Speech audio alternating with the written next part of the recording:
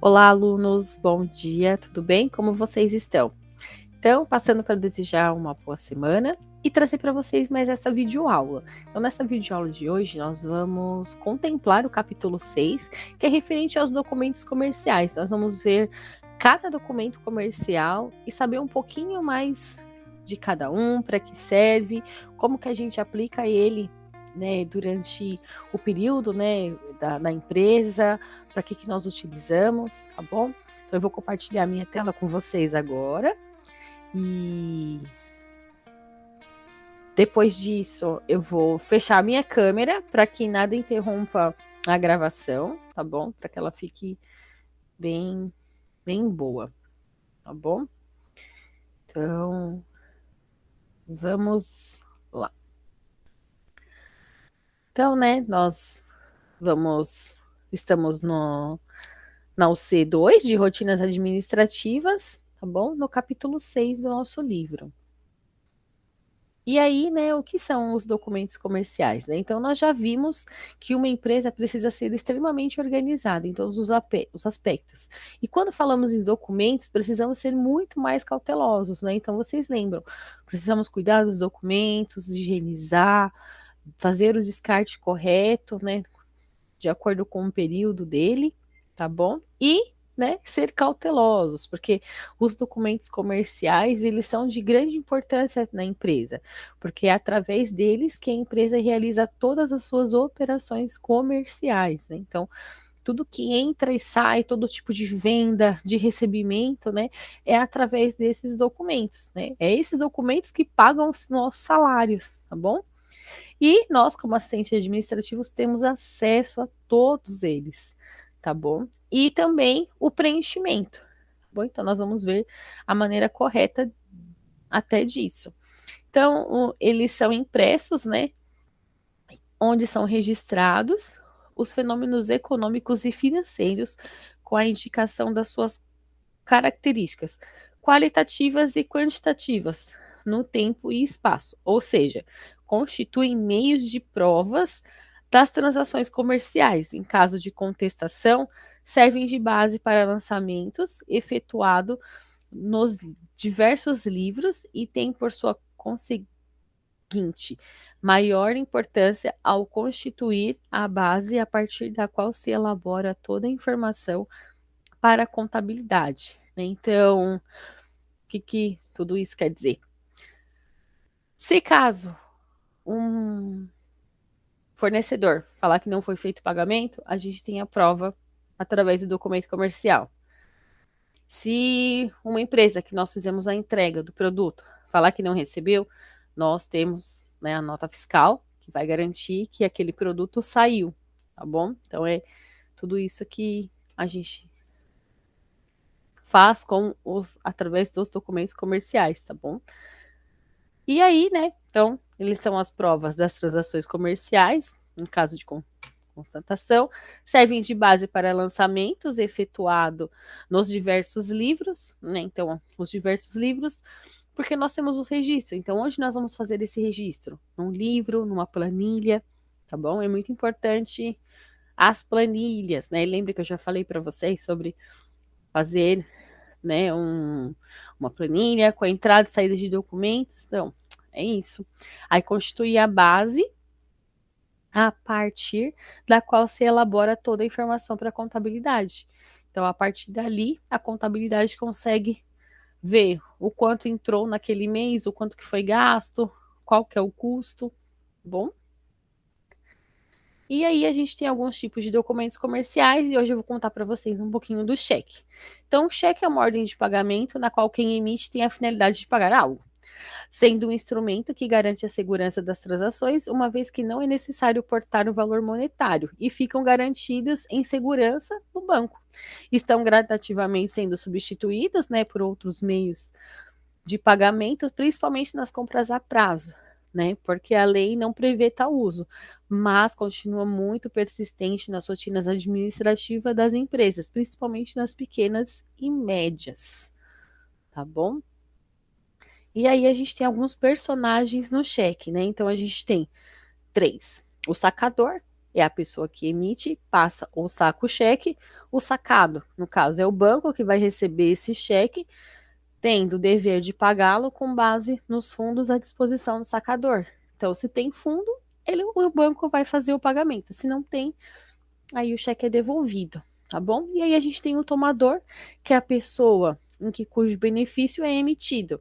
Então, se o cheque é para mim, né? Então, para Márcia Magusteira, então só eu posso ir lá, né, receber esse benefício.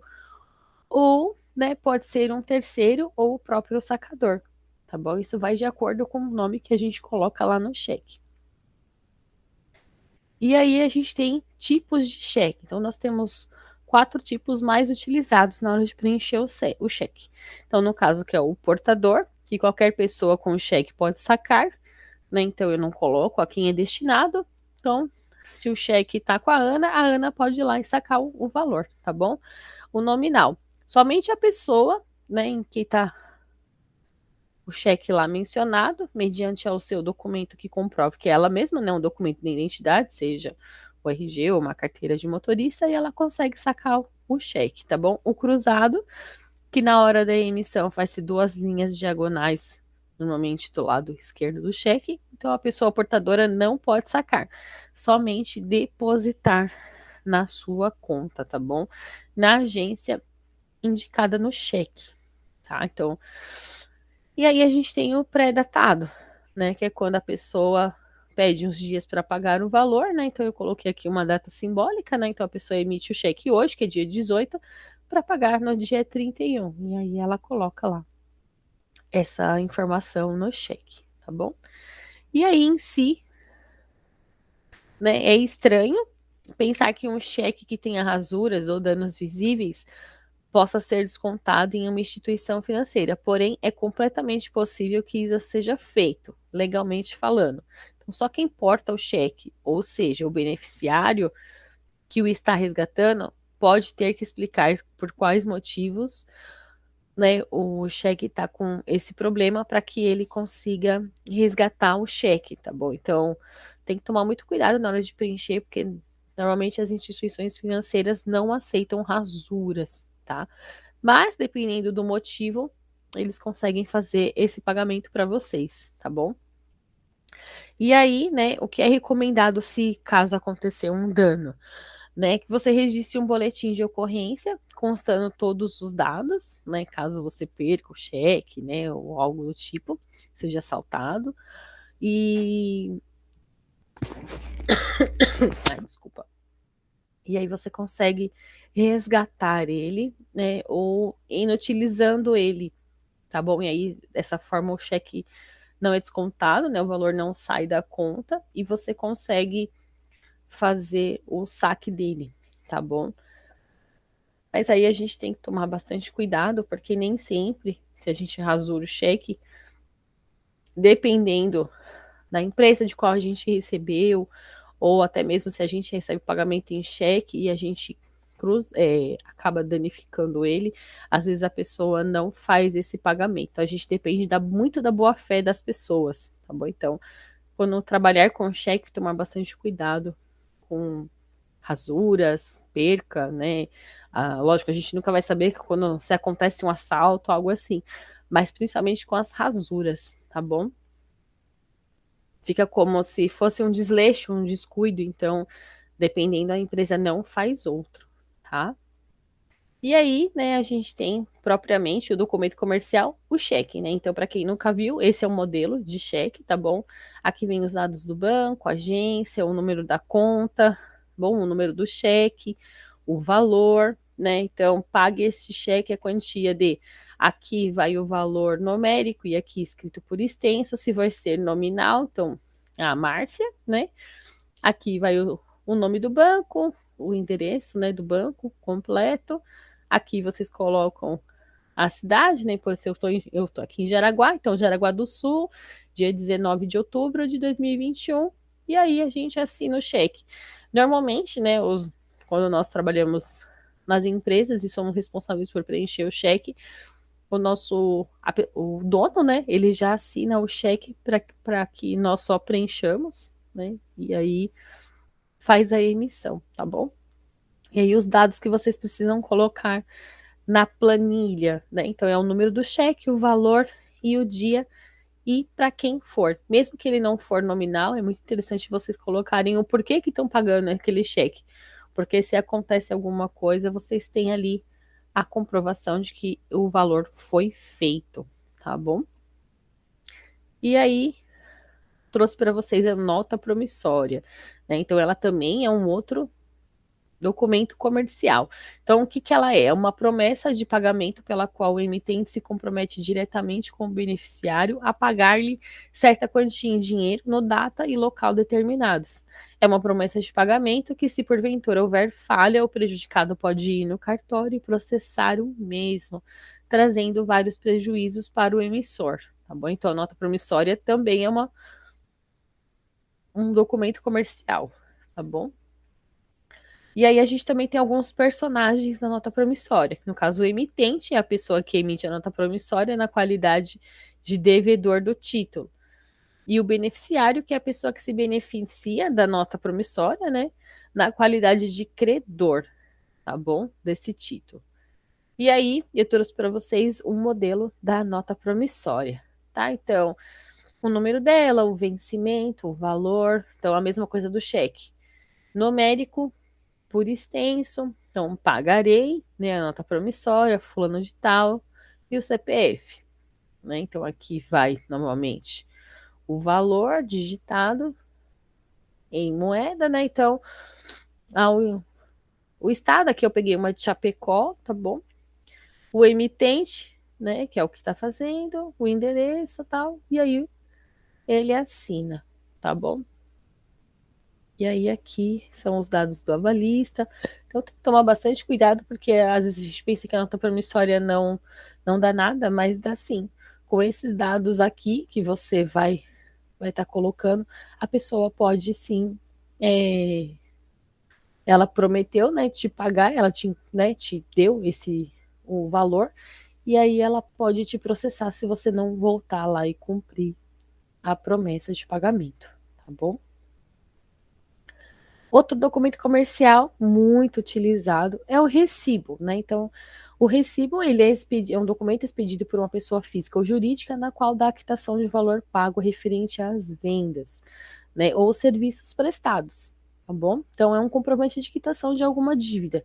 Então, um exemplo, se você comprou lá na Dona Lu uma coxa em 10 vezes, vai pagar R$ 20 todo mês. Então, daí vocês combinaram um dia, então todo dia 5 você vai lá, paga e ela te emite um recibo comprovando que você fez esse pagamento, tá? Então ele também é um documento comercial e vale como prova, tá? Então, esse aqui é o recibo, né? Aquele modelinho comum que vende em qualquer papelaria, tá bom? Então aqui também tem o número dele, o valor, né? Então recebemos de, né, João, a quantia de R$ 100 referente à compra da colcha em 10 vezes, tá? Sendo o primeiro pagamento dia 19 de outubro, e aí todo mês, sucessivamente, ela vai emitir também, tá bom? Aqui vai a cidade, o dia de novo, né? O dia da compra, né? E aí o ano, o mês e o ano, a assinatura, o emitente, RG e CPF. As empresas utilizam e atrás elas batem o carimbo contendo o CNPJ, tá bom? Para comprovar que recebeu aquele pagamento. Na planilha, anotar o número do recibo, o valor e a finalidade do pagamento. Não esqueçam. A nota fiscal, né, muito conhecida, ela tem o objetivo de apurar o valor de impostos devidos por uma dada operação comercial que envolva um valor monetários, tá bom? Então, quando há a existência de um ato comercial, compra e venda de mercadorias, dando a possibilidade de rastreamento das movimentações, os valores transacionados para que reflita os impostos pagos ao governo, tá bom? E aí os tipos de nota, né? Então a gente tem dois tipos. O modelo né, que é a nota fiscal de entrada e saída de mercadorias, e a 2, que é a nota de venda ao consumidor, que pode ser substituída pelo cupom fiscal, né? Então, qual que é o modelo de cupom fiscal que vocês conhecem? Né? Pensem aí. O do mercado, né? Então, aquele cupom que a gente emite no mercado é um cupom fiscal, tá bom? E aí, a nota fiscal, ela também é cobrada os impostos e sonegar impostos é crime, né? Então, na nota fiscal não tem essa. Na nota fiscal, vocês vão ver que tem lá bem certinho o valor que a gente paga de impostos, né? Esses dias eu estava vendo com meu esposo na nota fiscal da gasolina, né? Todos os impostos ali que são cobrados, né? Então, hoje em dia é bem difícil né, as empresas não sonegarem impostos, né? Mas, o exemplo, um recibo você não consegue colocar ali o valor de impostos que você paga. Então, você não está sonegando, mas, né, se quiser, né, fazer algo errado com o recibo, por exemplo, a gente nunca vai, é mais difícil de pegar, tá bom? Mas já na nota fiscal não consegue, tá? E aí eu trouxe para vocês o modelo da nota fiscal, para quem nunca viu.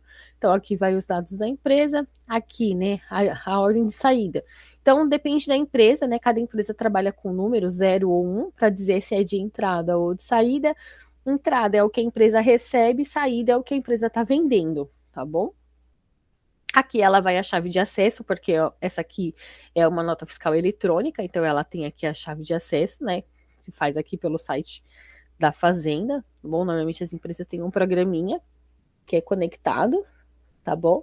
Aqui ela vai o número, a série, se ela tem páginas, né? Um de um, uma de dois, né? Então depende da quantidade de itens que está se cobrando. Aqui novamente, né? Sai o valor da a natureza da operação, se é entrada, e aqui tá falando que é a extração de blocos, tá bom? E aí também a natureza da operação vai de acordo com o ramo da empresa. Aqui, né, o destinatário remetente, que é quem está emitindo, né, que são os dados da própria empresa.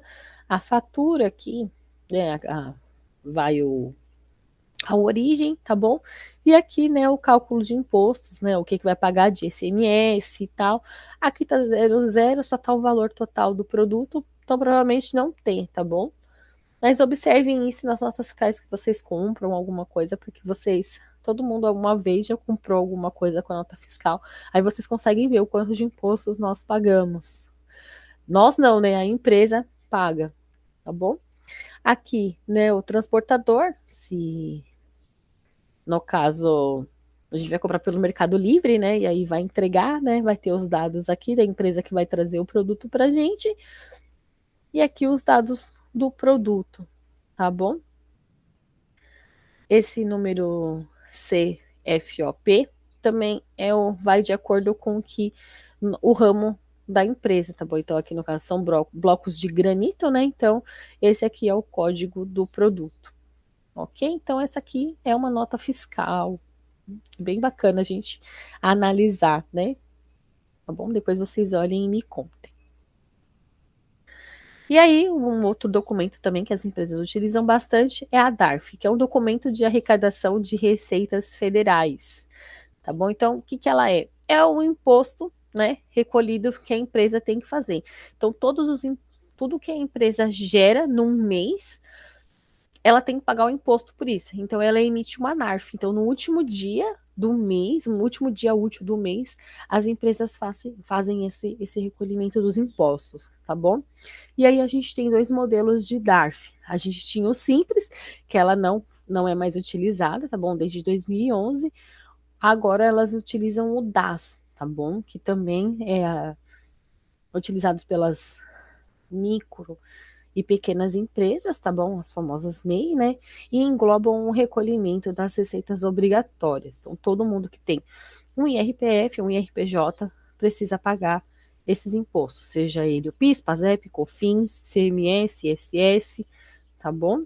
E aí, a única coisa é que a DARF simples agora virou DAS, tá bom? E aí a gente tem a DAF comum, que também está em vigor, né? Ela continua sendo utilizada, e aí ela é responsável por recolher todos os tributos federais, como o imposto por exportação de mercadorias vinda do exterior, ou o PIS sobre o faturamento e lucros dos investimentos da pessoa física ou jurídica, tá bom? Exceto os optantes pelo Simples Nacional, que hoje é pela DAS, tá bom? Então a empresa tem essa possibilidade de escolher qual DARF ela vai emitir de acordo com o ramo dela também, mas ela é obrigatória esse pagamento da DARF, tá bom? E aí a DARF ela é assim, ó.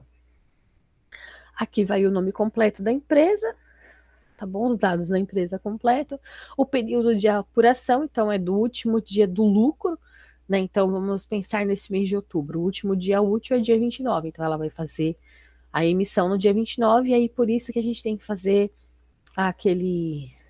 Ai, agora me fugiu o nome. Mas a empresa precisa fazer toda a coleta de tudo que ela vendeu, né?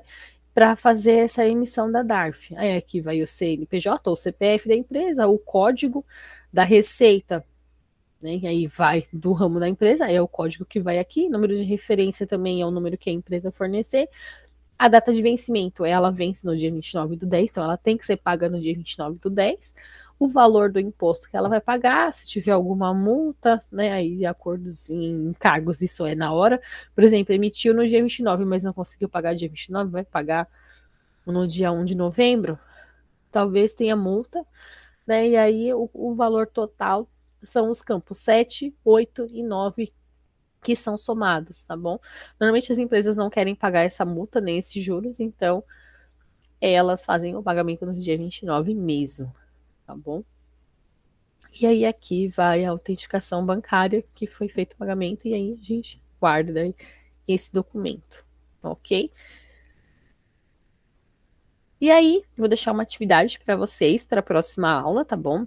Então, pensando em documentos comerciais, né, a gente conseguiu ver a gente conseguiu ver alguns tipos, né? Mostrei para vocês de documentos comerciais no nosso livro didático, né, do volume 1, no capítulo 6, tem outros tipos de documentos comerciais.